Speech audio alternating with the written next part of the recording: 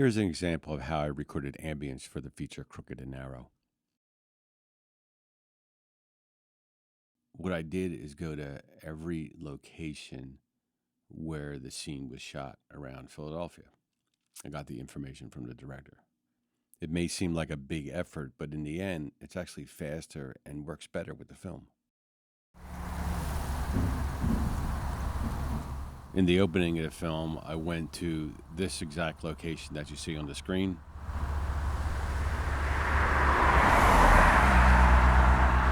And even recorded a car passing.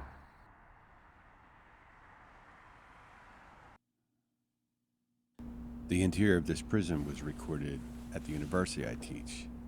It was very early in the morning, so I was able to record the ambience of the building with nobody else around.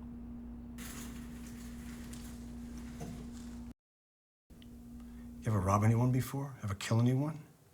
And it works well with dialogue. Asking, take a register like everyone else starting. It's a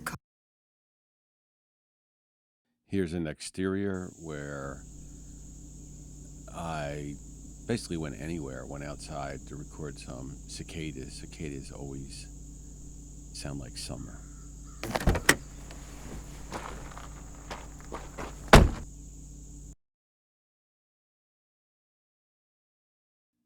And I went to this exact location in South Philadelphia. Much like the actor there, I sat on that bench with a pair of Omni microphones and recorded the space. Famous Walsh stare.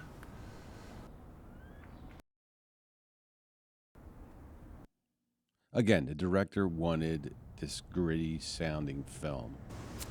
So I would go capture urban Philadelphia, like here.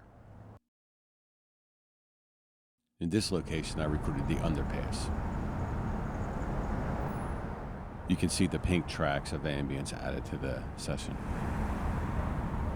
Nothing sounds like this, but this. Here's one I like. At the same location, there's a shot coming up of an overhead train.